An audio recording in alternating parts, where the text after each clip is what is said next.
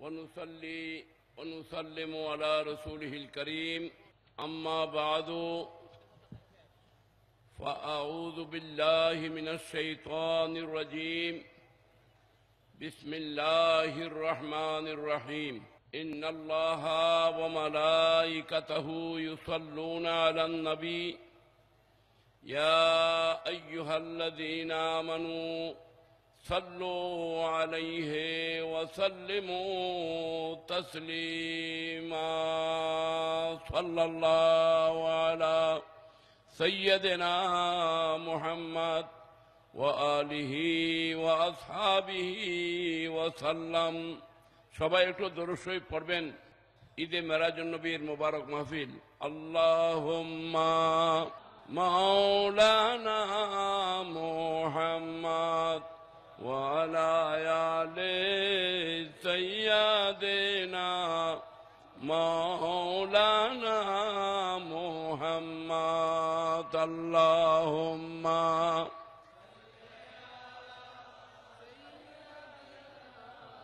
مولانا محمد وعلى آل سيدنا नसीमा जानब बतहा गुजर कौन जे अहवाल में हबीबीरा खबर कौन अल्लाहुम्मा सय्यदना मौलाना मुहम्मद व अला आले बिस्मिल्लाहिर रहमानिर रहीम वमा जअलना रुया अल्लती अरैनाका इल्ला फितनतन लिन्नास सदक़ल्लाहु मौलानाल अज़ीम व सदक़ा रसूलुहुन नबियुल करीम व नहनु अला ज़ालिका लमिनश शाहिदीना व शाकिरीन वल्हम्दुलिल्लाहि रब्बिल आलमीन रब्बि सल्लि व सल्लिम व बारिक अलैहि अल्हम्दुलिल्लाह शुक्रिल्लाह ঢাকা বাংলাদেশের রাজধানী এই রাজধানীর ঐতিহাসিক এই সরওয়ারদী উদ্যানে মহাগৌরবময় মহান ঈদে মেরাজুন নবী সাল্লাল্লাহু আলাইহি ওয়াসাল্লামার এই বিশাল আযীমুশ-শান বরকতমণ্ডিত অনুষ্ঠান ওয়ার্ল্ড সুন্নি মুভমেন্ট বাংলাদেশের আয়োজনে বাস্তবিক পক্ষেই আমি এই মাহফিল এবং মাহফিলকে দেখে অত্যন্ত খুশি হয়েছি যে রাসূল করিম সাল্লাল্লাহু আলাইহি ওয়াসাল্লাম যেটাকে মানার নাম হলো ঈমান যেটাকে ইনকার করা হলো কুফরি ঠিক কি না যেটা ঈমানের মাপকাঠি ঈমানদারের ঈমানের মাপকাঠি হলো মেরাজুন নবীকে মানা এবং মেরাজুন নবীকে ইনকার করা ও স্বীকার করা সাইয়েদনা আবু বকর সিদ্দিক রাদিয়াল্লাহু তাআলা আনহু যিনি আল্লাহর জগতের মধ্যে খোদাইয়ের মধ্যে রাসূল পাকের পরে সানিয়াস নাইন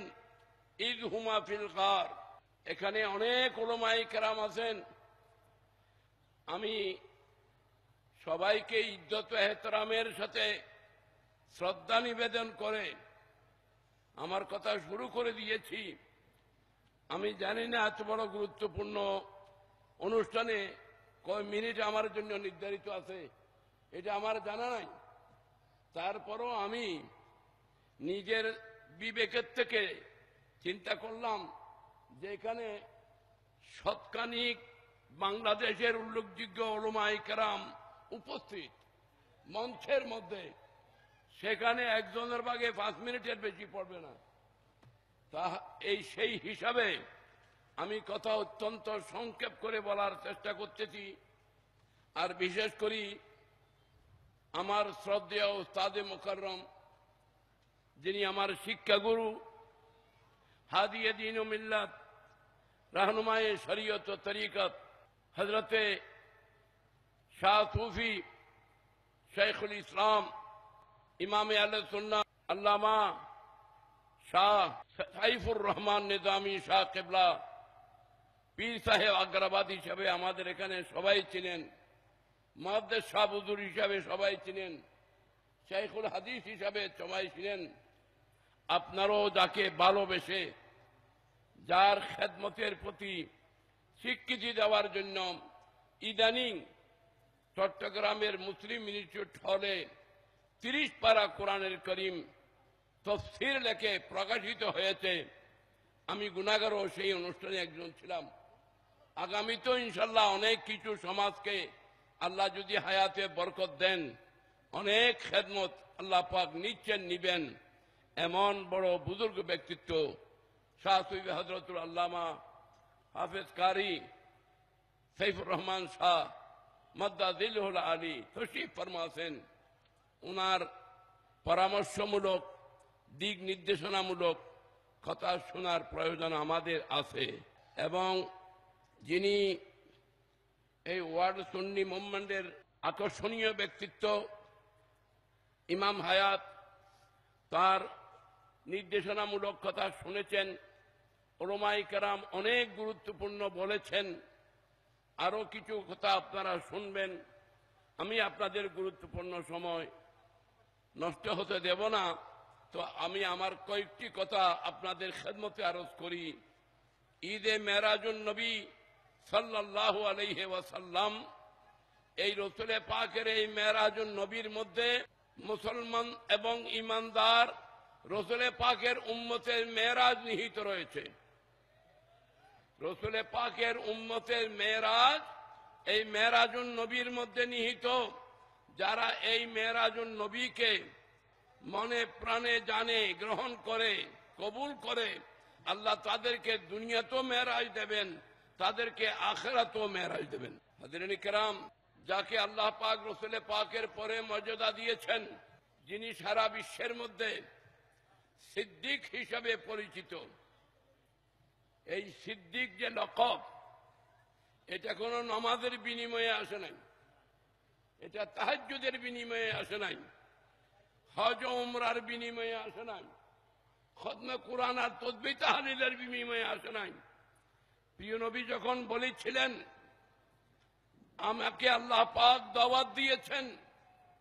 ওয়াদিয়ে মক্কা, বাইতুল্লাহ শরীফ থেকে বাইতুল মুকদ্দাস নিয়ে গিয়েছেন। সমস্ত লক্ষাধিক আম্বিয়ায়ে কেরাম আমাকে ইস্তেকবাল করেছেন এবং তারা মুক্তদি হয়ে আমাকে মুক্তাদা স্বীকার করে আমার ইমামতিতে নামাজ পড়েছেন।